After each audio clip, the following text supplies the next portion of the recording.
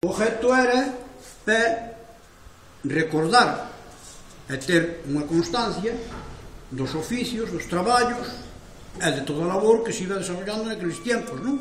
Porque aquí, pois claro, como sabes, non había mar, ni había minas, ni había nada, entón a xente era de servicios, era máis que nada de oficios, non? Como, por exemplo, eso, empezamos aquí, onde publicamos unha fábrica de sidra, un dos recuerdos, un dos vestigios. Hubo farmacia, como podes observar.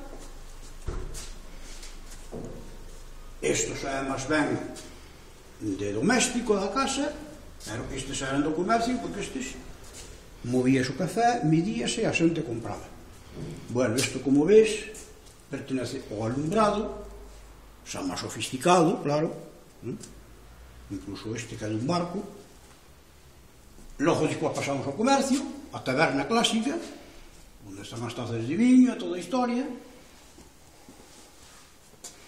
Seguimos máis cousas domésticas, a máis sofisticados, a máis normales, usos múltiples, electricidade, recordos dos cerrajes daqueles tempos. Isto é moi curioso, non? Como ves, estas cerraduras, cuidado. Seguimos con o alumbrado, quinqué. Aquí temos a comercialización do labor, das puntillas, do encaixe. Aí sí. Isto é, bueno, unhas cartas e unhas facturas onde xa se comercializaba con Sudamérica, consta aquí. Volvemos abaixo ao comercio. Aquí hai representación dos objetos dos nenos.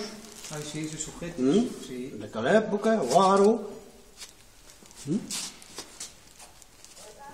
E aquí, como podes observar, seguimos ca puntilla, cantidad de muestras, unha almohada, toda a historia. Seguimos oficios. Zapateiro, como ves, todo isto.